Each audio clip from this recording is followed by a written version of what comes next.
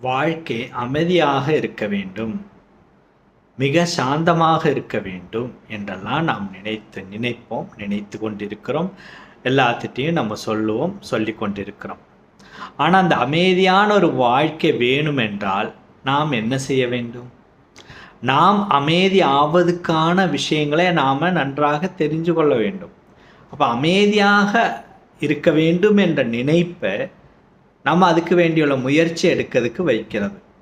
அப்போது அதுக்கு வேண்டி எவ்வளோ சிரமம் இருந்தாலும், அதுக்கு வேண்டி நிறைய வேலை செய்ய வேண்டும் என்றாலும், நாம் முயற்சி செய்து நாம் வெற்றியை காணுவோம் என்று தீர்மானம் செய்து விட்டால் அதுதான் உங்கள் வாழ்க்கையில் மிகப்பெரிய சாந்தியும் சமாதானமும் அமைதியும் எல்லாம் கிடைக்கும். அதனால் நாம் அமைதியை தேடி செல்வதோட அமைதிக்கான ஆரம்ப விழாவே நீங்களே இன்று ஆரம்பித்து விடுங்கள்.